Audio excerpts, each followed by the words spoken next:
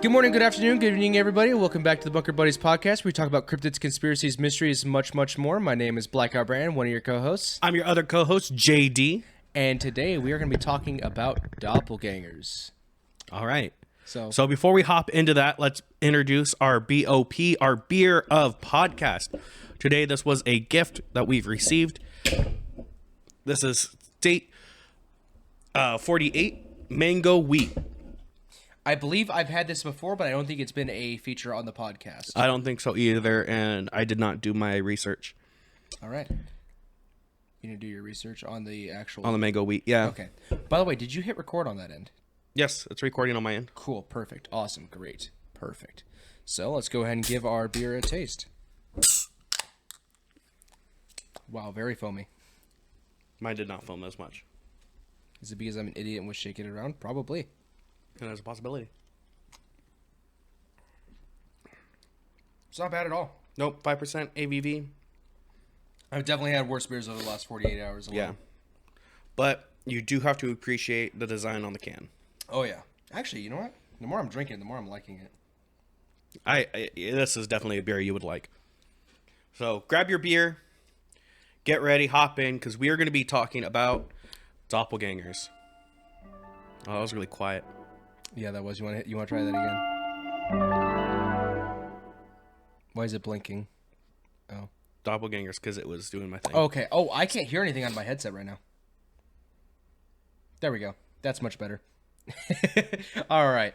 So, you want to talk about why we started thinking about doppelgangers? You want to talk about the whole reason why we thought about doing good doppelgangers? Yeah, so the reason that I wanted to pick doppelgangers, mainly for this one, is because I have seen your doppelganger. I've seen two of your doppelgangers. I've seen a doppelganger of you in California and a doppelganger of you in Nevada. Yep. Why? Don't know. But apparently there is multitude of you out there, and they're all dating somebody I know. God forbid. I feel so bad for the world that there's more than one of me. Holy shit. Oh, and it's not even like, oh, it's like the same face. It's the same face and the same clothing and the same hat, and it's everything. It's the brands that you wear is what they are wearing, and it bugs me. So it's probably like the same personalities too for them. Well, I mean, one was cleaning out a PCU hard drive. So I was all like, this is Brandon, because he's literally cleaning out his computer. And I go, this motherfucker. It's literally just me. He built just like me, for real, like on God, like for real, on God. I hate you. Stop. All right. So that's the biggest reason why we got into it. What was hard doing this research for me, at least, was whenever I looked up what a doppelganger was, it was like, I was expecting more of the paranormal stuff, like the Mandela catalog. Sorry. The Mandela catalog was a internet horror story that I had heard actually a couple months back that had to do with doppelgangers trying to take over bodies and stuff like that. It's a really nice internet horror story that covers, like, it's a whole playlist of like just short stories that all interconnect like that. And I would definitely recommend giving it a watch. Wendigoon has a good breakdown of the different kind of how they all connect and the different theories about the story going forward and whatnot. But on top of that, there was, whenever I was doing the research, I was expecting more stuff like that. But what I was getting was, hey, there's a lot of people that look alike in the world, and there's as many as, 70 or 60 or how many people? According to scientists, there is a total of 6 of you out in the world. Okay, 6 so people there's that a look total exactly of 7. like you. Yeah, so a total of 7. Which I think is interesting. And so they were breaking down the science of that, which, by the way, is very, very interesting. I think it's very cool how they break down, like, yes, they look almost identical to the human eye, but if someone were to sit down and do facial measurements and stuff like that, they could tell that there was 7 different people, but it was something cool to look at. So according to Webster's dictionary, doppelganger is an apparition or a double of a living person. A doppelganger is biologically unrelated lookalike, or a double of a living person. In fiction and in mythology, a doppelganger is often portrayed as a ghostly or paranormal phenomenon, and usually seen as a bad luck omen. Yes, and we'll go ahead and get into some of the stories there. And I feel like we did a decent job of organizing it from the least credible to most credible. That way you kind of get an idea of, okay, this is kind of outlandish, but the more we talk about it, the more real it's going to get, the more sources there are to the story. Yeah, and I mean, like, and this, just like, you know, doppelgangers have been going on through history forever. Ancient Egyptians have it. Norse mythology has it. There was a lot of them in Norse mythology, from what I understand. Correct? Yeah. But I mean, like, we didn't get it here in the U.S. until like the mid 19th century, so it took a little bit to get to us. 1850s and whatnot. Now I say a little bit to get to us. We weren't a thing, but yeah, exactly. But I believe during some of the Salem witch trials, the reason why there was some of the Salem witch trials. Now I'm speaking out of like a third time like hearsay sort of thing, as far as records that go back that far aren't reliable to begin with, and I didn't actually look at the records that far back. But some of the Salem witch trials were held because of doppelganger incidents. yeah, I could see that. I could see that as being a real thing. All right, so did you want to go ahead and introduce us to our first story of the night, besides the ones of just seeing people alike on the internet? Okay. So a first story that I have for you is from Reddit user, what is that? Quiet Voice 480, 48, 46? Yes. Is that what their username is? Yep. A very interesting username. So I actually haven't heard this story, so go All ahead right. and hit us. So late at night, I usually go to the bathroom multiple times, but for the past 4 days, every time I go to leave, I can see myself still standing in the mirror from the corner of my eye. It's like the other me is watching me leave the bathroom. It terrifies me to the point where I almost ran out without looking directly at the mirror. I never told my husband about it because I didn't want to acknowledge it out loud. Earlier today, I took a nap in our bed while he sat in the chair next to it watching TV. When I woke up, he told me that he had seen me sit up and crawl backwards to the edge of the bed and stand up in front of our bedroom door. And from the corner of his eye, he thought it was weird I got up like that because I'm in the last month of my pregnancy and can't really move so well without it hurting. So he tried talking to me. When I didn't answer, he looked at the door to find me not there and still sleeping in the bed. I got really creeped out, and I finally told him about what I've been seeing in the bathroom. He thought it was really creepy as well, but didn't want to really talk about it anymore because he thinks it will give whatever it is power or energy. I have no idea what it wants or why we've both seen it. So that's actually very fucking terrifying. I'm not sure if you've heard the ghost. So I think we talked about it in the paranormal episode of the Campfire Stories. So whenever that's out, go ahead and watch that. You'll get the full story. But the ghost stories that I was telling you about that me and my mom had experienced, it was a silent acknowledgement of it because we had both heard from, whether it be TV shows or grandparents or churches, if there is a demon or something dark in your house, simply acknowledging it will encourage it to keep going. It's asking for attention, and whenever you give it attention, it keeps going. Now, I'm not sure how true that is. So if I reconcile and continue to talk about the ghost that lives on our bookshelf over there, do you think it'll stay? So we didn't talk about this on the ghost episode, but that's what it got me thinking of, is we have a ghost living in our house. Because the other day we were all sitting on the couch and books started flying off the shelf. Not like, oh, they fell over.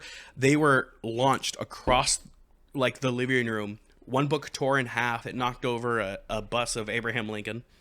But crazy stuff, man.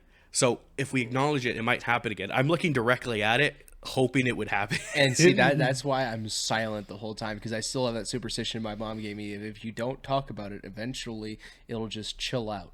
No, let's talk about it constantly. Let's go on to the next story because I will sit here and talk about the ghost that lives in our living room and why I want to make connections with it. All right. So this is another Reddit story from...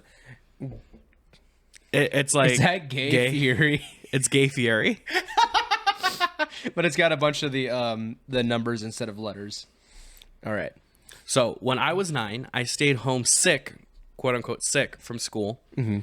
I distinctly remember that I wasn't actually sick, simply playing hooky to avoid bullying. Kids are cruel. As I did that a lot around that age, I woke up from my nap, turned on the TV in our living room, and scrolled through some channels when my mother suddenly leaned over the bar and stared at me stared at me without saying anything. I had been awake for a few minutes at this point, so I can't rightly blame sleep paralysis for all of this. Now, whatever this thing was, it was entirely identical to my actual mother. It sounded weird to describe, but it is as if the only difference was that this thing pretended to be my mom, had never felt a single emotion in its life, and it was unsettling. It beckoned to me, and I attempted to talk to her as I would my mother. She kept beckoning, refused to answer, and that's when I sensed something horribly wrong. Naturally, I started screaming at this thing to answer me. It kept beckoning. I bolted, running out of the room and into the yard, yelling for help. My mother, the real one, had been working in the yard and came rushing over. I told her what I've seen, and she soothed me with easy explanations that it must have been a fever dream, but thankfully stayed by my side the rest of the afternoon as I was a nervous wreck. So I had actually heard that story before. I thought I didn't, but I had. What was crazy is, I think you mentioned this. The reason why she was so suspicious is because she had a dream about a doppelganger mother luring her into a room that didn't exist in her house. Like, so that it was a dream, and her mom, what was pretending to be her mom, didn't talk, had a motionless expression, invited her into a doorway that didn't exist in the house, and it was a fully gray room, and she remembers seeing a black mass skin her alive. Weird. And so obviously whenever she sees something that is eerily similar to her dream in real life, she's gonna bolt and scream for mom, and I don't blame her. Yeah, that's fucking horrifying. So what I find interesting about this is she uses the word beckoning, which to me, beckoning is a verbal thing. But I guess Really? Yeah, when you say I beckoned you, I Called assume for you. I called for you. This to me isn't beckoning. This is I am waving you over. Okay. Yeah, I didn't like. I've assumed beckoning can be either verbal or nonverbal. So whenever they said silently beckoning, that's kind of the idea I got was. I'd be like, I would have used the term waving me over, commanding me over. Mm-hmm. I don't know. It's such weird verbiage to me, and the reason that I also kind of lean towards this, as well, as because they said they were 9, and from my experience, from studying the supernatural, There's is lots that of kids that get children haunted. Yeah. are very welcoming of spirits. Yes, And the third kind, they're not nearly as suspicious or skeptical of it. yeah, so they're more like absorbing of it. So I think that's really interesting. It could, like we said, we are going from least to most credible. So for all we know, it could have been an actual fever dream. Yeah. But I find that more unlikely. But I don't really know what it is. There's no real way to explain it, in my opinion. It is very spooky, scary. I agreed. You want to take this next story? Yeah, I've got you. So, Johann Wolfgang von Goethe, correct? Is that how I would pronounce it? Sure. All right. He was a famous German writer, poet, and politician, a celebrated author who played a large part in shaping the field of literature in his time. His words were widely read and respected. One day, depressed, he was riding on a footpath after leaving a girl named Frederica. Suddenly, German, yeah. yeah. Suddenly, he faced a mysterious person riding towards him. The person who Goethe said he saw with a mind's eye instead of his actual eye. He was clearly Goethe himself. Although he was wearing different clothes, the figure soon disappeared, and Goethe, who found its appearance strangely soothing, soon forgot all about it. 8 years later, he found himself riding down the same footpath in the opposite direction to see her again. That was when he realized he was wearing the exact same clothes his doppelganger wore years ago. It was not the only doppelganger Goethe saw. Another time he saw his friend walking on the street wearing Goethe's own dressing gown. Puzzled, Goethe went home, only to find Frederick there, wearing the same gown Goethe had seen on the apparition. His friend had been surprised by the rain and borrowed his gown as his clothes dried. So, I like this one. And the reason I like this one is because it brings up a great theory that a lot of people have about doppelgangers. Is that a doppelganger is a Timeline. ripple in the timeline. Yeah. So basically, it is you from a different point in time. Mm-hmm. So I think this is very interesting. I really like the fact that, like, he recognized that he was wearing the clothes that he saw his apparition wearing. Yeah. Going in that direction. So I was like, that's really interesting. So I wonder if, you know how he said he saw it with his mind's eye, meaning he didn't, like, necessarily physically see it at first. He felt it, that it was him first. Yeah. So I wonder if the reason why he put those two dots together is because he felt it again and then realized what he was wearing. You know what I mean? Yeah. So that's actually like a really, really interesting story. And I do think that it points to a not just paranormal sort of, I guess time travel in ways like that is still technically paranormal, correct? Yeah, I would say. But not so like spooky spirit demon kind of paranormal, more like time paranormal, which I think is a nice little nod there. Now, would you like to talk about, that was our first historical figure. We have two more historical figures with I'll Greek let you do these last two because I know Okay. that this is what you're really excited about. So Abraham Lincoln, he was known as Honest Abe, as we know, and he was very open about his interest in the paranormal. I think he had several books on paranormal. Is that correct? Yeah. Or at least stories that he told. So, according to the man himself, he also experienced some paranormal activity related to doppelgangers. On the night of his first election, he took a moment to rest on his couch one evening. While lying there, he happened to glance in a mirror and saw his own visage, his own kind of ghostly face. He had two faces there. So the second Lincoln, there was one that was perfectly normal, and the second Lincoln was pale and ghostly. It was looking at him from the mirror right next to his own face. So he got up from the couch, and the doppelganger disappeared. He sat back down, and it reappeared. So it kind of seems like, maybe there's just some kind of illusion going on. I'm not sure how that could happen, but you know what? It is what it is. What was crazy is what him and Mary openly discussed about what it was. So Lincoln was startled, but his wife Mary was downright terrified. She was convinced and told everyone so that the doppelganger was bad news, a certain sign that Lincoln would be reelected on his second term, but because the second one was a ghostly apparition rather than a more healthy version, that he wouldn't be alive for the full of the second term. As we know, that was in fact the case. Lincoln went on to repeat the couch experiment every once in a while, and he rarely did catch a glimpse, but one other time he saw that, but he never saw it aside from that one random occurrence. Maybe it delivered its message, and Lincoln felt like he had no time to waste, but we'll never quite know exactly what happened there. Interesting. I like that, especially because we know that Lincoln was very interested in the paranormal. Mm-hmm. He was also very, not only him, but Mary herself was very open to that third world, to that kind of like weird paranormal stuff. And she kind of goes into that after losing their first son. Yeah. So I think this is very interesting, and it's really cool to see that a president was like that. Mm-hmm. Oh, no, I forgot. We have two other historical figures. We have Catherine II and Elizabeth I. Okay. So did you want to take either of these? Okay. So Catherine II, most famously known as Catherine the Great, was Russia's longest-standing female ruler. She reigned from 1762 until her death in 1796.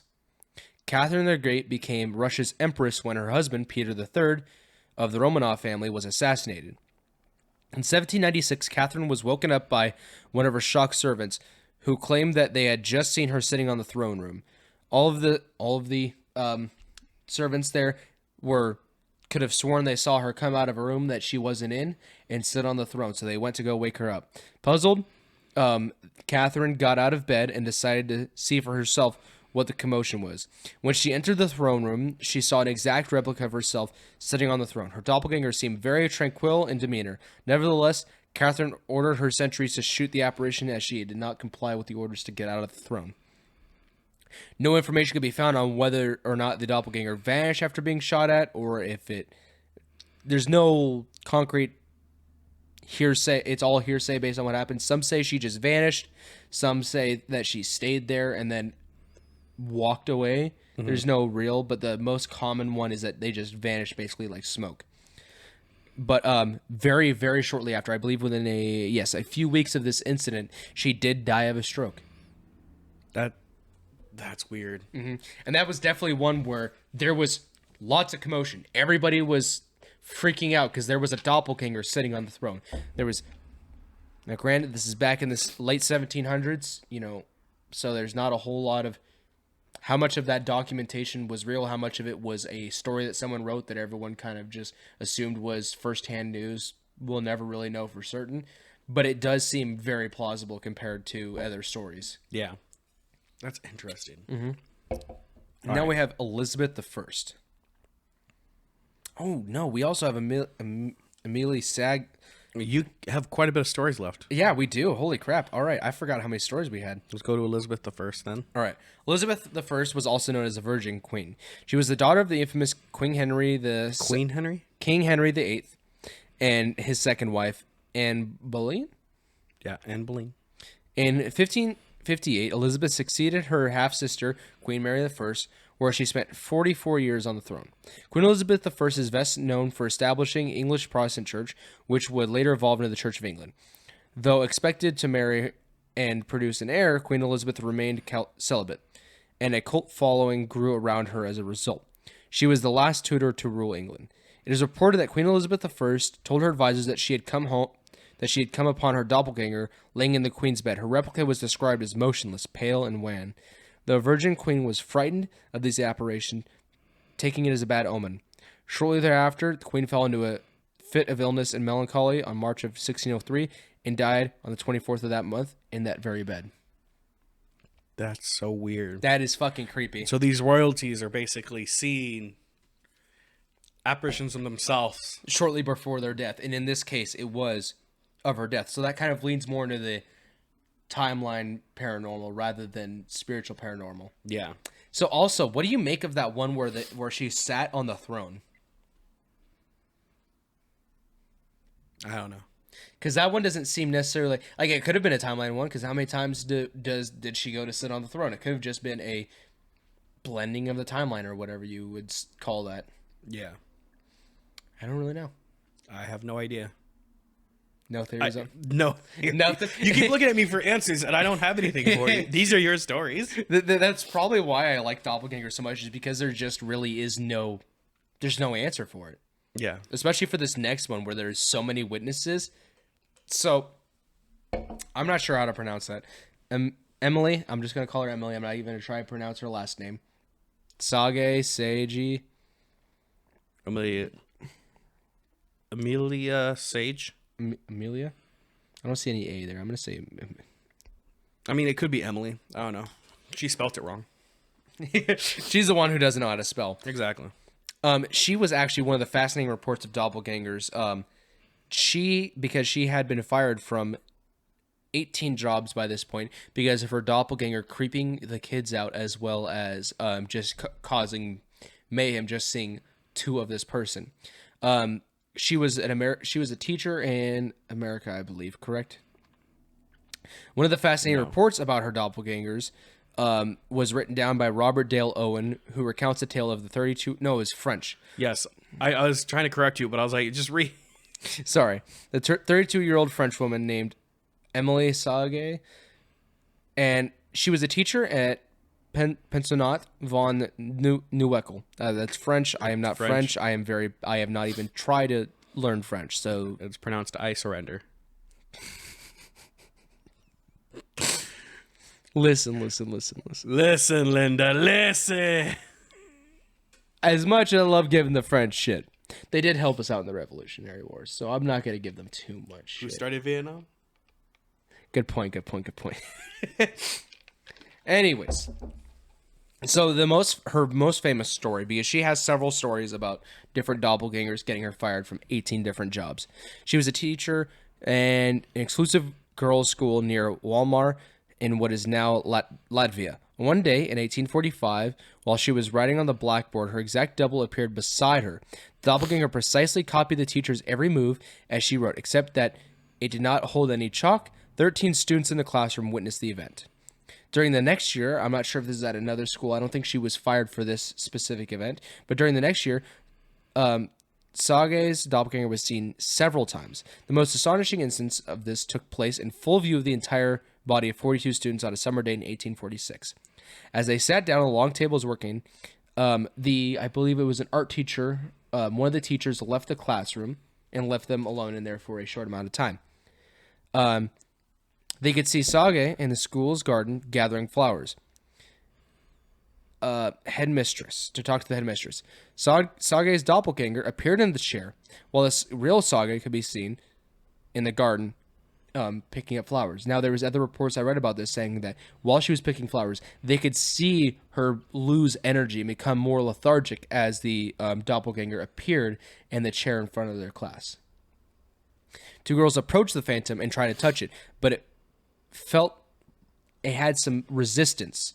They said it felt like they were pushing their hands through cobwebs. The image then slowly vanished.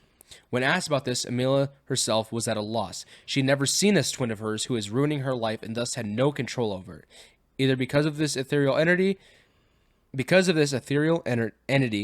she had been asked to leave all previous jobs. Even this job of hers seemed to be in jeopardy because two meals at once was naturally freaking people out.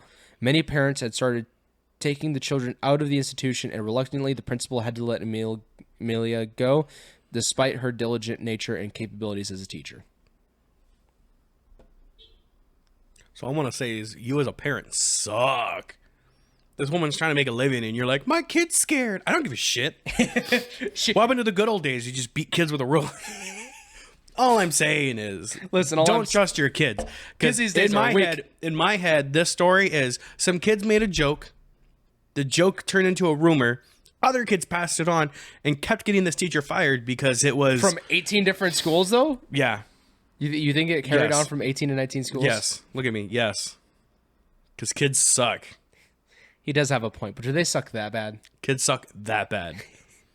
Yeah, that's definitely... Like, all these doppelganger stories, it's only eyewitness testimony, obviously. There's not a whole lot of reports, and even the reports are just of eyewitness testimony. But it is really disturbing to think about how often something like this happens. Do you think the schools that fired her at least gave her like a reference? Because I mean, from all reports that I've seen of this, she was like a great decent teacher. Yeah. Everybody loved her. It was just that the kids were fucking terrified. First day on my job. Bitches. First day on the job, I'd be like, listen, kids, I have a ghostly apparition following me. If you say shit about it or recognize that at all, I'll have it hunt we're you. throwing hands. No, me and my doppelganger, you'll get hit twice. Listen. You can be scared of my doppelganger. It doesn't hurt anybody unless you tell me. Then it will haunt you for the rest of your fucking life. I mean, basically. Yeah. I mean, that's definitely one way to fucking take care of the situation. Make sure you never lose your job. Yep. Just start hitting kids. That's the solution. Take anything away from this episode. Hit your kids. Don't beat your kids. That's how you make sociopaths and serial killers. Speaking of which... Why? Why? We don't know anything about that yet. Let's not bring it up. I don't know. It's just kind of an allusion to the future. That's all. So we plan on publishing this, and then the episode we're going to be recording right after this at roughly the same time. We'll talk about that when this episode's over. Okay. Well, I was hoping to kind of give them a little. No. All right. Keep an eye out. That's all I got to say on that. It might already be out. I honestly think it might be out before this episode, so we'll find out. Okay. So, what is your takeaway from doppelgangers, and what do you feel their believability is as a whole? I think doppelgangers are real. Okay. I do In not. In what sense? I'm getting there. Okay. I believe I believe that doppelgangers are real, and I think they are more in the sense of a scientific explanation of there are multiple of you in the world. I don't think there is a miracle that you are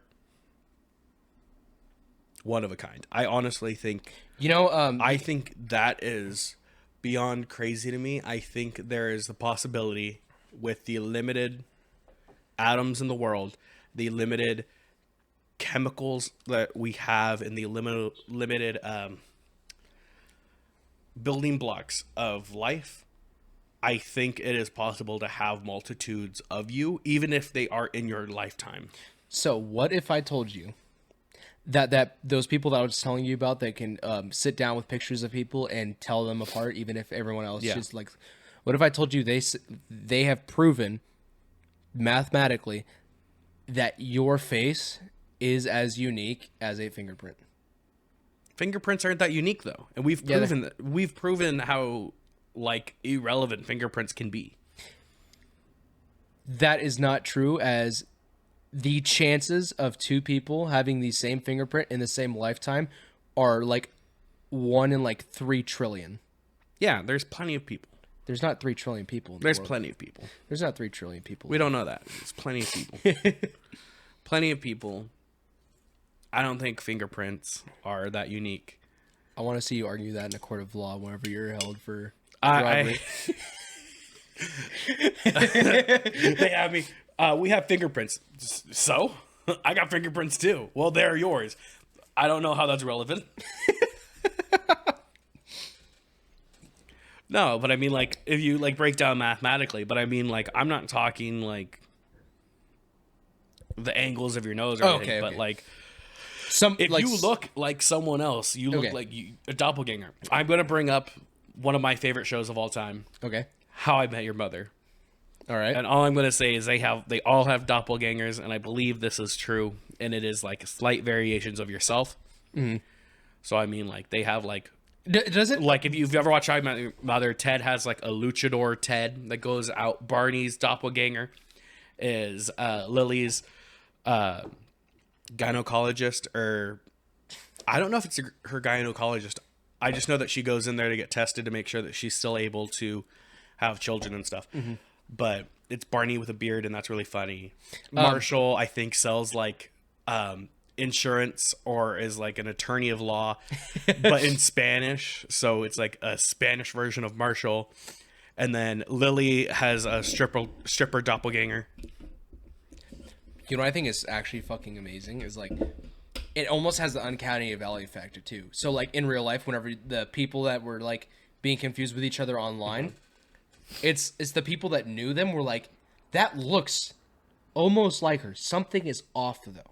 Something is off. It's like that uncanny valley effect where it's almost human but not quite, and you can't tell quite why. Well, I also would not rule out like almost like a warp in time. Mm-hmm. Like I definitely think that is a possibility. I've never seen my own doppelganger. Mm-hmm. I've been told that I look like certain other people. You know what's crazy? In all these stories, the only people that saw their own doppelganger were the ones that had like some kind of time warp effect. So most of the people that talk about ghostly apparitions... No. Which one? Abraham Lincoln saw his own apparition. That could have been considered like a time warp kind of thing.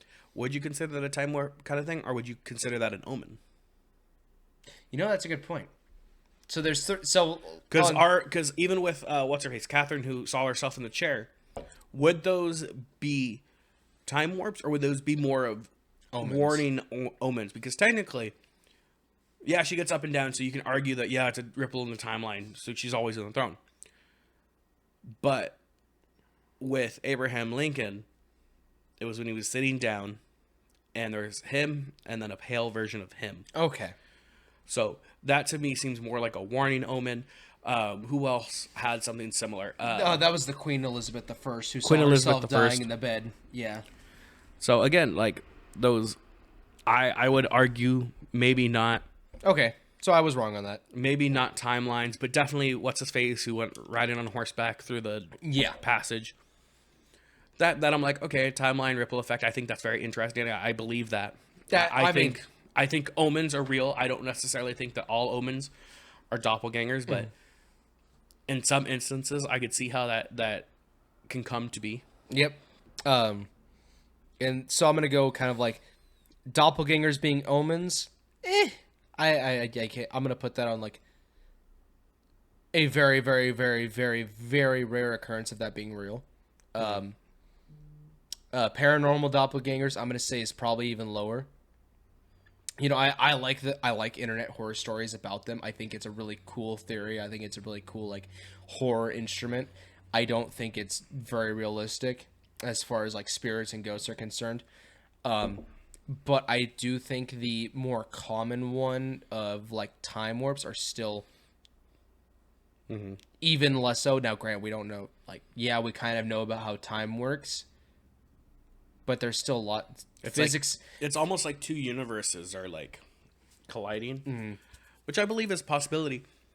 But I also believe a lot of science and where people like Stephen Hawking and other Neil top deGrasse name Tyson. Neil deGrasse Tyson, big name scientists will say that if two parallel universes were to collide, it would almost be like a black hole effect, where it would basically be two atoms hitting. There would be an explosion. Yeah. It wouldn't be something that either universe would survive. Yeah. At least not in the same shit.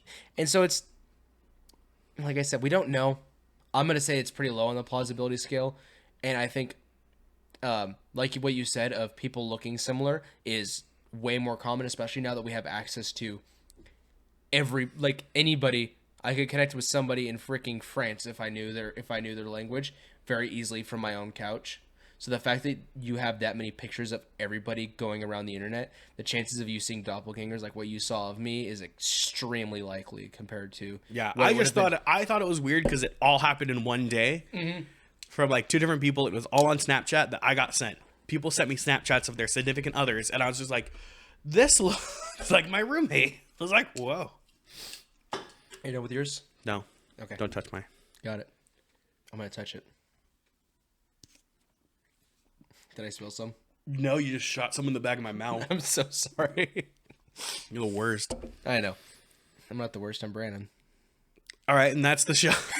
All right, Brandon's not living after this one. All right, so is there anything else you want to bring up, or any other anything else you want to bring to For Doppelgangers, I have nothing more to add. I think this is just a fun little episode to talk about Doppelgangers. Let us know what you guys think. You can hit us up on our Instagram, our YouTube, or if you really want to, I encourage you to do it. We have an email, thebunkerbuddies@gmail.com. Yeah. Go and do it. Hit us up. We're going to be doing more stuff on YouTube hopefully soon, as well as probably some stuff on Twitch. So I believe, go and follow Blackout Brannon on Twitch TV. I believe it is going to be more likely that we are going to stream live on YouTube, so everybody can come watch us live on YouTube. And then we will re-upload it with the edits at the beginning and end. I think it'll be awesome. And again, follow us on Spotify. Give us a like, rate our podcast, because it does help so much. So much. So I want to thank you all for following us on this journey. I wish you a happy New Year's as we enter 2023. Hell yeah. And as always, stay locked, stay loaded. We'll see you on the next one. Adios.